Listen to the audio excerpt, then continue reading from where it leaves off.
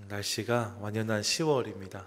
가을에 우리 삶 가운데 하나님께서 허락하신 귀한 열매들 풍성히 맺히게 되기를 축복합니다. 아멘. 그렇게 기대하시면서 이 시간 우리 심령에 다시 한 말씀을 심어 가시지요. 얼마 전에 제가 성당 다니는 분을 뵌 적이 있는데 제가 몰랐던 이야기를 들었어요. 좀 뜻밖이기도 하고 생소하기도 해서 이 이야기가 좀 마음에 남습니다. 성당에 가면 고해성사라는 것을 하잖아요. 아시죠? 예, 고해소라는 곳에 가서 하나님께 고한다는 의미로 그 성당의 신부님에게 자신의 죄를 고백하는 일들을 하곤 합니다. 그건 다 아는 건데, 그런데 제가 들었던 의외의 이야기는 생각보다 많은 분들이 그런데 자신이 출석하는 성당에 가서 고해를 하지 않고 다른 곳까지 역부러 가서 고해성사를 한다고 하더라고요. 좀 의외지 않으세요? 예. 우리 교회 성도들이 신앙 상담을 하시려면 저한테 오시는 게 맞죠. 근데 저희 교회 다니시는 분이 굳이 저 멀리까지 가서 상담을 받고 다시 주일에 저희 교회 오시고 하면 좀 이상하지 않겠습니까? 그런데 성당에 그런 일들이 빈번하게 있다는 거예요. 그러면서 늘 얼굴을 마주하는 신부에게 자신의 죄를 고하는 것이 창피하고 민망하기 때문에 그럴 것 같다고 이야기하셨습니다. 제게 되게 좀 의아하고 또 좀 생경한 이야기였는데 여러분 이 이야기 들으면서 무슨 생각을 하실지 모르겠습니다. 제가 고해성사에 대한 신학적인 이야기를 하고 싶은 것은 아니고요. 제가 이 이야기를 들으면서 주목한 부분이 한 가지 있습니다. 그것이 무엇인가? 그것은 죄의 문제를 해결하고 싶은 인간의 마음이 있다는 거예요. 그렇지 않습니까? 사실 고해성사가 옳다 그르다 이런 말을 하는 게 아니라 말입니다. 굳이 하지 않으면 그만입니다. 죄에 대한 부담감이 없다면 안 하고 넘어가도 돼요. 덮어놓으면 누구도 모를지 모릅니다. 굳이 멀리까지 가서 이렇게까지 할 필요가 있을까? 그런 생각해 보는 거죠. 하지만 그 죄에 대한 문제를 해결하고 싶은 마음이 사람에게 있기 때문에 구태여 멀리까지 찾아가서라도 그 문제를 해결받고 싶은 사람들의 모습을 보는 거예요. 캐톨릭만 그런가? 여러분 그렇지 않습니다. 대개의 사람들이 다 이런 모습을 가지고 있습니다. 모든 사람이 다 자신의 죄를 해결하고 싶어 해요. 자신의 문제를 해결받고 싶어 합니다. 그리고 이 죄의 문제는 해결하고 싶을 뿐만 아니라 반드시 해결해야 되는 문제이기도 합니다. 죄를 내버려 둘 수 없는 거예요. 왜요? 죄의 삭시 사망이기 때문에 죄는 반드시 해결되어야 되는 인생의 문제라는 거죠. 그런데 우리의 고민은 이것이 심각한 문제임에도 불구하고 이 죄의 문제를 해결할 방법이 우리에게 있어요? 없어요? 없다는 거예요. 거기에 우리의 고민이 있는 거죠. 물론 여러분 세상에도 죄의 문제를 다루는 곳이 있습니다. 어디서 죄를 다뤄요? 어디서 다뤄요? 예, 법원에서 다뤄요. 법원에서 유죄와 무죄를 판단하지요. 그런데 여러분, 법은 최소한의 도덕이라고 했습니다. 사실 법의 영역이 다루는 부분은 극히 협소하고 제한적이라고 설명드릴 수 있어요. 뿐만 아니라 형을 산다고 그 죄의 문제가 완전히 해결되지도 않고 반대로 법을 다 지켰다고 그러면 난 죄인이 아니다 자신 있게 말할 수 있는가? 사실 그럴 수 없다는 것을 우리가 너무나 잘 압니다. 보이지 않은 죄, 들키지 않은 죄, 속으로 지은 죄들이 우리 가운데 얼마든지 있을 수 있기 때문인 거죠. 그 죄로 인한 아픔과 죄책이 우리 가운데 있는 것을 봐요. 그러니까 세상 법원에서 죄의 문제를 해결할 수 없습니다. 우리 힘과 능력으로 해결되지 않은 죄의 문제가 분명히 인생에 있다는 거예요.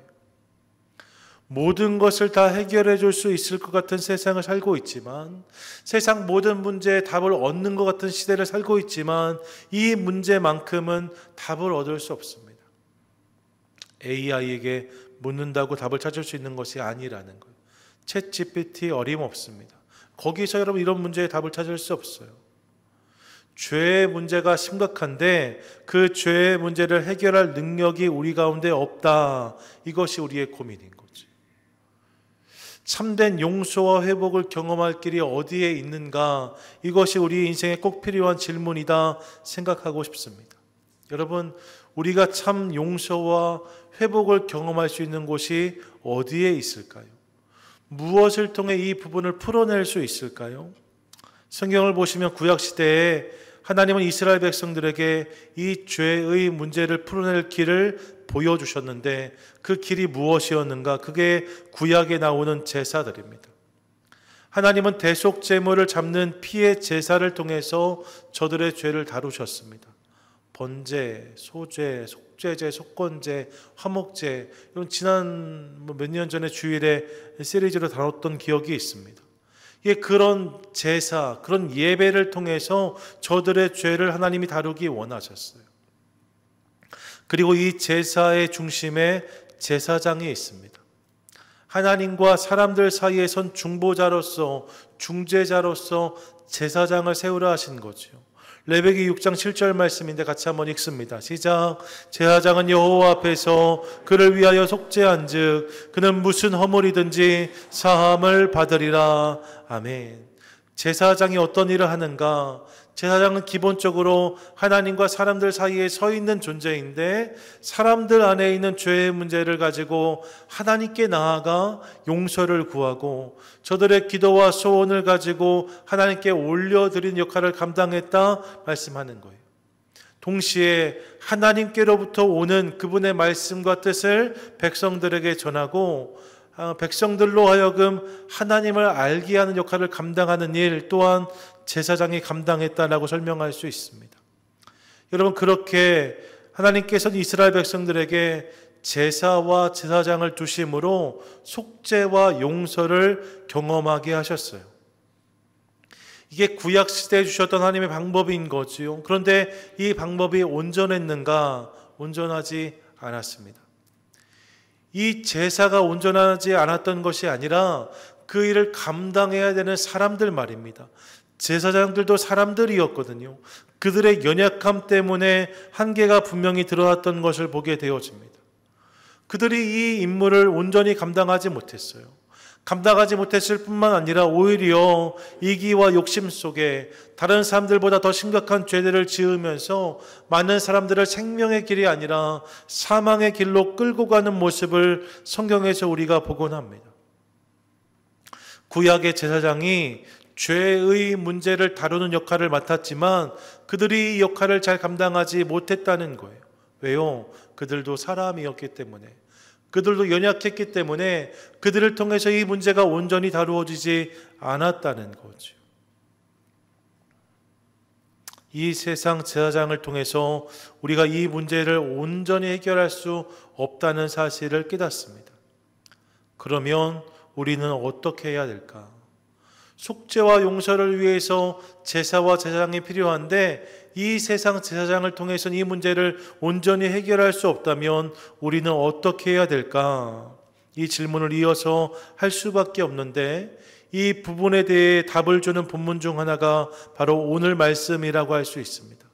오늘 본문은 이렇게 시작되어져요. 함께 읽습니다. 시작. 그러므로 우리에게 큰 대제사장이 계시니 아멘. 뭐라고 말씀합니까? 죄의 문제를 다루기 위해 우리에게 제사장이 필요한데 한계가 분명한 이 세상의 제사장이 아니라 더 큰 대제사장, 우리의 죄를 궁극적으로 풀어주실 수 있는 분이 계시다라고 말씀하고 있습니다. 그분이 누구십니까? 14절 한 번 더 읽겠습니다. 시작. 그러므로 우리에게 큰 대제사장이 계시니 승천하시니 곧 하나님의 아들 예수시라. 우리가 믿는 도리를 굳게 잡을지어다. 아멘. 그분이 누구시라고요? 예수 그리스도.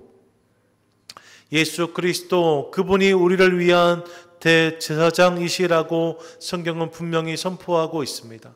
할렐루야. 아멘. 한번 같이 한번 고백할까요? 함께 읽습니다.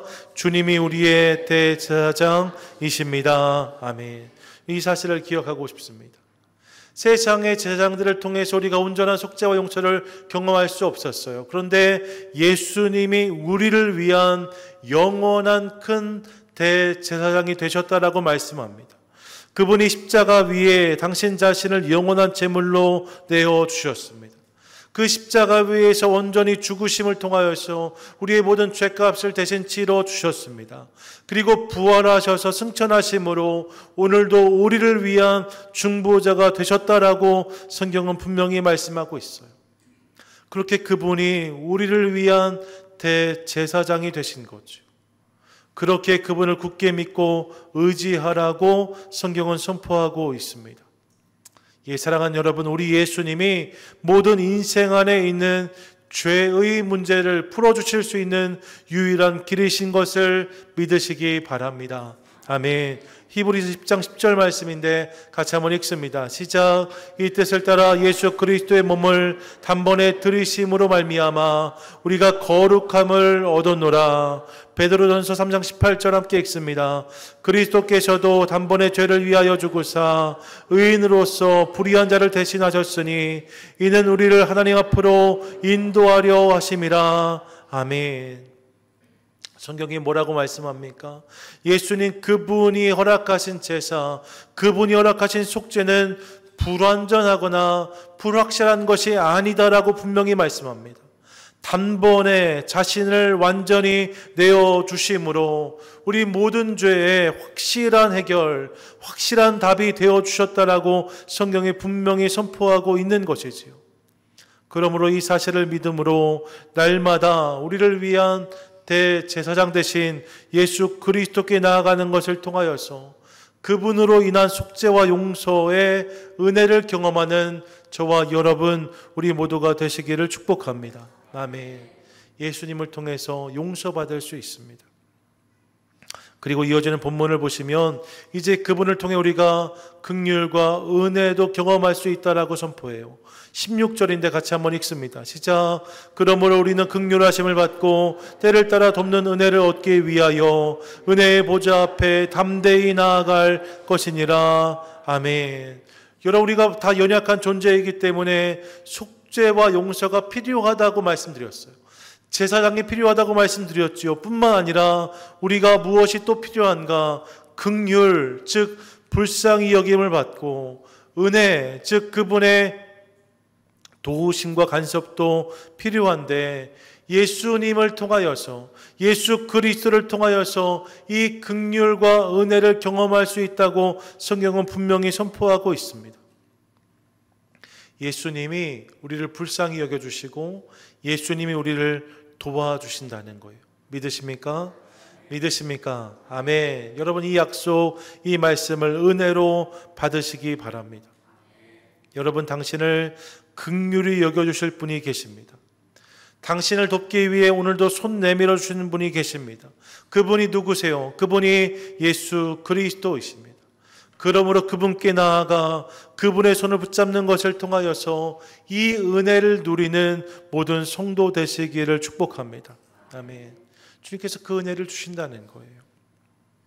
그런데 여러분, 여기까지 말씀은 우리가 너무나 잘 아는 말씀들이지요. 그런데 이 말씀을 알매도 불구하고 우리 안에 망설이는 모습이 있는 것을 볼 때가 있습니다. 이 말씀을 믿음에도 불구하고 선뜻 주님을 찾지 못하는 이들을 만날 때가 있어요. 이유가 무엇일까요? 믿음에도 불구하고 주님께 담대히 나아가지 못하는 모습들을 만날 때가 있습니다. 여러 가지 이유가 있을 수 있지만 그 중에 한 가지는 부끄러움 때문이 아닐까 생각해 보아요. 염치가 없는 거죠. 아담과 하와가 죄를 지은 다음에 첫 번째 반응이 여호와의 낯을 피하여 숨은 것 아니었습니까? 죄를 지으면 부끄럽기 마련이고 그러면 숨게 되어져 있는 거예요. 하나님의 긍휼과 은혜가 분명 놀라운 것임에도 불구하고 그 은혜를 받았는데 그렇게 살지 못한 나의 모습 때문에 부끄러워하는 모습이 우리 가운데 있을 수 있다는 거죠. 예수를 믿고 성도가 되었는데 자꾸만 흔들립니다. 자꾸만 넘어집니다. 은혜 받은 사람답게 살고 싶지만 그게 잘 안 됩니다. 하나님의 긍휼이 너무나 큰 감격이지만 이 긍휼이 나를 통해서 다른 이들에게 흘러가지 않는 옹졸함이 우리 가운데 있는 것을 깨닫습니다. 교만한 마음이 있습니다. 세상보다 더 큰 욕심이 내 안에 있습니다. 여러분, 다른 누군가의 이야기가 아니에요. 이것이 나의 이야기인 거죠. 그래서 이 죄의 문제를 생각하기 때문에 부끄러운 마음에 부담스러운 마음에 주님께 나아가지 못하는 모습이 우리 가운데 있을 수 있어요. 영어 속담 중에 even a flea has a mug란 표현이 있습니다. 벼룩도 낯짝이 있다는 말이에요. 벼룩도 낯짝이 있다. 이 벼룩도 낯이 있는데 주님을 볼 면목이 없다는 거죠.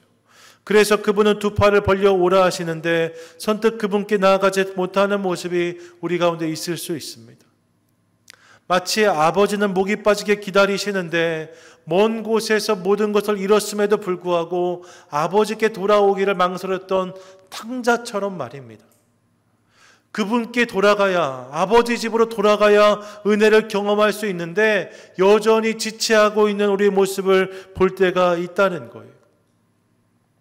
전용대 목사님 불렀던 주여 이 죄인이란 찬양의 1절 고백처럼 말입니다. 세상에서 방황할 때 나 주님을 몰랐네. 내 맘대로 고집하며 온갖 죄를 저질렀네. 예수여 이 죄인도 용서받을 수 있나요? 벌레반도 못한 내가 용서받을 수 있나요? 이런 고백이 우리 가운데 있는 것을 보는 거예요. 나 같은 사람도 용서받을 수 있을까?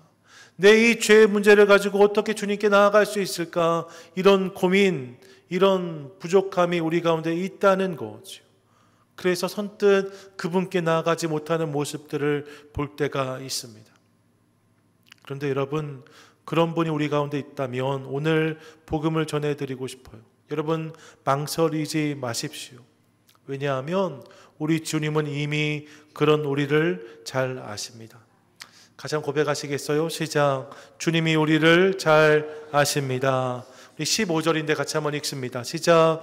우리에게 있는 대제사장은 우리의 연약함을 동정하지 못하시리가 아니요 모든 일에 우리와 똑같이 시험을 받으시니로되 죄는 없으시니라. 아멘.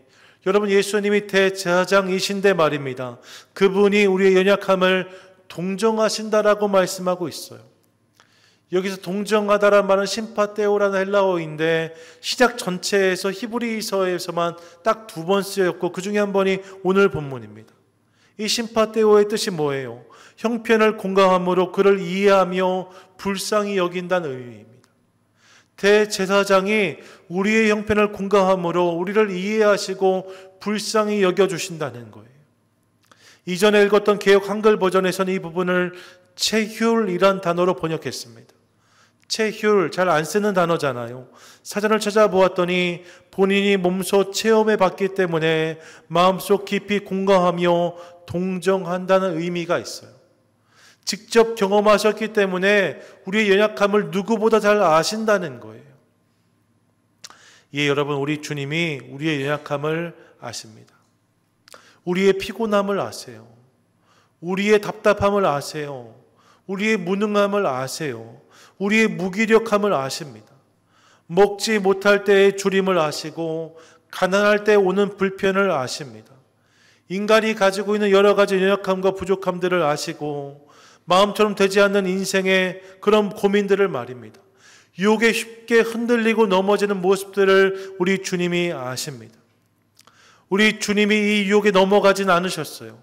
죄를 짓진 않으셨다고 성경은 분명히 말씀합니다. 하지만 인생에게 있어서 이런 것들이 어떤 것인지 주님은 너무나 잘 아세요. 뿐만 아니라 우리 예수님은 공생애 전에 목수로 사셨습니다. 목수로 사셨어요. 당시 목수는 자신에게 찾아오는 사람들의 가구를 고쳐주는 사람들이었고 동시에 동네 곳곳을 돌아다니면서 가구를 수리해주는 사람이기도 하였습니다. 나사렛 동네가 부촌이 아니었거든요. 그러니까 늘 가구를 가지고 오는 게 아니라 동네를 돌아다니면서 소소한 가구를 고치는 일들을 이 목수들이 감당했다는 거죠. 그렇다면 상상해 볼 수 있어요. 공구함을 들고 하루 종일 동네를 돌아다니는 예수님의 모습을 말입니다. 예수님이 어떤 모습들을 보셨을까요? 어느 집에서는 아이들이 뛰어나오며 까르르 웃는 모습을 보기도 하셨을 것입니다. 하지만 어느 집에서는 씩씩 때문에 반응하는 사춘기 자녀들의 모습을 보시고 이로 인해 속상해하는 부모의 모습을 보기도 하셨을 거예요. 어느 집에서는 오손도손 다정한 부부의 모습을 보실 때도 있으셨지만 어느 집에서는 우당탕탕 큰 소리로 싸우는 가정의 모습을 보기도 하셨을 것입니다.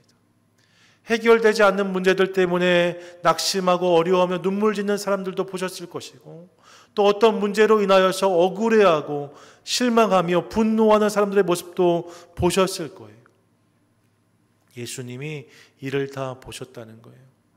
여러분, 그분이 인생의 희로애락을 아십니다. 그리고 그런 우리를 불쌍히 여기신다라고 말씀하고 계신 거죠.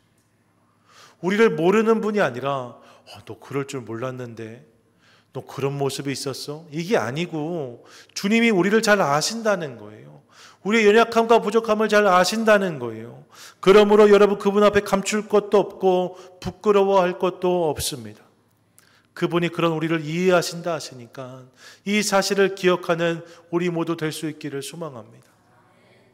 그리고 여러분, 이제 이 사실을 기억한다면 우리가 해야 될 것이 있습니다. 그것이 무엇인가? 16절 하반절이 이렇게 선포하는데 노란 글씨 같이 한번 읽습니다. 시작. 은혜의 보좌 앞에 담대히 나아갈 것이니라. 아멘. 여러분, 그 주님을 우리가 안다면, 그 주님을 우리가 믿는다면 이제 우리가 해야 될 일은 분명하다고 성경은 선포하고 있습니다. 그것이 무엇입니까? 은혜의 보좌 앞으로 담대히 나아가는 것이다라고 말씀하고 있어요. 같이 한번 고백하겠습니다. 은혜의 보좌로 담대히 나아갑시다. 시작. 은혜의 보좌로 담대히 나아갑시다. 옆에 분들의 고백해 주세요. 이렇게 고백하겠습니다. 시작. 은혜의 보좌로 담대히 나아갑시다. 아멘. 사랑하는 여러분, 우리 안에 있는 의심, 걱정, 두려움, 염려를 내려놓고 담대히 주님께로 나아오라고 말씀하시니까요. 담대히 주님의 보좌로 나아오라고 말씀하시니까 이 음성에 듣고 반응함으로 그 보좌에 나아가 이 은혜의 주인공으로 살아가는 저와 여러분, 우리 모두가 되시기를 축복합니다. 우리 이 말씀을 믿음으로 거룩한 용기를 내시기 바랍니다. 아무리 부족해도, 아무리 모자라도, 아무리 부끄러워도 아버지께 갈 수 있는 용기가 내 안에 있다면, 그 은혜의 보좌를 향한 신뢰가 우리 가운데 있다면 주님께서 이를 통해서 주님께 나오는 모든 자의 삶 가운데 회복의 은혜를 부어주실 줄 믿습니다. 깨졌다고, 상했다고 두려워하지 마세요. 고친 다음에 그분께 나아가야지. 아니요, 여러분. 그분이 목소시라니까요. 고장난 걸 가지고 나아가는 거예요. 깨어진 걸 가지고 나아가는 거예요. 다 고친 사람은 나갈 필요가 없어요. 고칠 능력이 없으니까 그분이 필요한 거죠. 있는 모습 그대로 그분께 나아가는 우리 모두 될 수 있기를 간절히 소망합니다. 은혜의 보좌로 나아오라. 이것이 오늘 본문의 결론인 거예요. 죄 많은 우리의 인생의 대제사장이 필요한데 이제 그런 모습 우리 가운데 있다면 그분을 의지함으로 은혜의 보좌로 나아오라 주님 말씀하시는 거죠. 이 사실을 기억하고 싶습니다. 지난주 말씀을 기억해 보세요. 우리 안에 수많은 죄가 있다고 말씀을 드렸습니다. 그래서 여러분, 결론이 무엇입니까? 우리 안에 이런 죄도 있고 저런 죄도 있습니다 말씀드렸어요. 어떤 특별한 죄만이 아니라 그것도 죄이고 그런 심각한 죄들이 우리 가운데 너무나 많이 있습니다 말씀을 드렸어요. 결론이 무엇입니까? 내가 죄인이다, 이게 결론입니까? 죄값을 받으라, 이것이 결론입니까? 그렇지 않습니다. 그렇게 말하는 사람들은 바리새인이에요. 바리새인들이 이걸 가장 잘했습니다. 이것이 죄다, 누구나 외칠 수 있는 외침이었어요.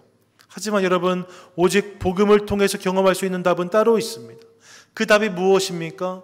그러므로 은혜의 보좌로 나아오라는 거예요. 그럼에도 불구하고 너를 사랑하시는, 그럼에도 불구하고 그들을 사랑하시는 주님, 그분께로 나아오라. 이것이 복음의 외침인 거죠.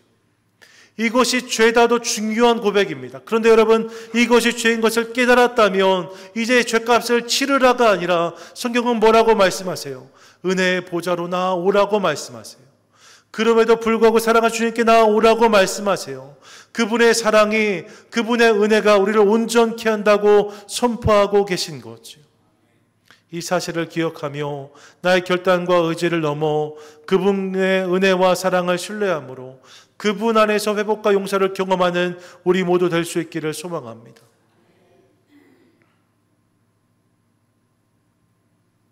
저는 이 은혜의 주인공이 우리 모두가 될 수 있기를 간절히 원해요. 영상을 보다가 주중에 뭐 이렇게 유튜브 영상들 몇 가지 볼 수 있잖아요. 영상을 보다가 영상 중간중간에 광고가 나오는데 말입니다. 제가 참 인상적으로 들었던 멘트가 하나 있었습니다. 그 멘트는 이것이었어요. No matter who you are, we will be here for you 라는 고백이었습니다. UCI 병원에서 하는 광고였거든요. 카피가 되게 의미심장했어요. No matter who you are, 당신이 누구인지는 문제가 되지 않습니다. We will be here for you. 우리가 당신을 위해 여기 있습니다. 말하는 거죠. No matter who you are. 여러분 이거 기억하고 싶습니다. 우리가 물에 빠져 허우적거릴 때 말입니다. 그런 상황이 있다고 생각해 보세요. 우리가 물에 빠져 허우적거리고 있을 때 정말 중요한 것은 허우적거리는 내가 아닙니다. 내가 그때 어떤 옷을 입고 어떤 삶을 살았고 어떤 모습으로 물에 있는가는 하나도 사실 중요하지 않습니다. 중요한 건 뭐예요? 그런 나를 누가 잡아주느냐예요. 이것이 그 다음 스테이지를 결정하는 거죠. 여러분 물에 빠져 내가 막 허우적거리고 있는데 내가 어떤 사람인지는 그리 중요하지 않아요. 정말 중요한 것은 누가 나에게 손을 내밀어주고 그런 나를 누가 잡아주느냐의 문제입니다. 그런 맥락에 사랑하는 여러분, 오늘 우리가 함께 예수 그리스도를 주목할 수 있기를 원합니다. 그분이 나에게 손 내밀어 주시는 것을 기억하시면서 그분이 내밀어 주신 손을 잡는 저와 여러분이 되도록 하겠습니다. 그분께서 우리 가운데 던져주시는 은혜의 밧줄을 붙잡도록 하겠습니다. 그분이 나를 아시고 긍휼히 여기신다는 사실을 기억하며 은혜의 보좌로 담대히 발을 내뻗도록 하겠습니다. 그때 그분께서 우리 인생에 있는 여러 가지 상황과 형편을 넘어서 당신의 은혜를 부어주실 줄 믿습니다. 그때 하나님이 나의 이야기를 넘어 그분의 이야기를 내 삶 가운데, 우리 가정 가운데, 우리 교회 가운데 시작해 주실 것을 믿습니다. 여러분, 은혜의 보좌 앞으로 나아가세요. 그 은혜를 통하여서 나의 이야기가 아니라 이제 내 안에 시작되어지는 하나님의 이야기를 기대하십시오. 그때 주님께서 그 이야기를 우리 삶 가운데 펼쳐주실 줄 믿습니다. 오늘도 주님은 은혜의 보좌에서 우리를 기다린다고 말씀하세요. 바라기는 그분께 나아가 그분을 붙잡음으로 죄 용서의 은혜를 누리고 새로운 역사의 주인공으로 살아가는 저와 여러분, 우리 모두가 되시기를 축복합니다. 우리가 다 죄인이에요. 다 죄인입니다. 근데 여러분, 우리가 죄인이다라는 말은 세상도 할 수 있어요. 우리만 할 수 있는 고백이 그 뒤에 있습니다. 우리가 죄인인데 주님 뭐라고 말씀하세요? 그래서 주님께 나오라고 말씀하세요. 너희가 죄인이니 은혜의 보좌로 담대히 나오라고 말씀하십니다. 그러면 용서받고 그러면 회복되어서 새로운 삶을 살 수 있다고 주님 말씀하시는 거죠. 오늘 이 복음을 온 삶으로 받으시는 것들을 통하여서 은혜의 보좌 앞에 나아가 담대히 그분의 은혜를 누리는 복된 인생, 복된 성도 저와 여러분 되시기를 주님의 이름으로 간절히 축원드립니다. 아멘.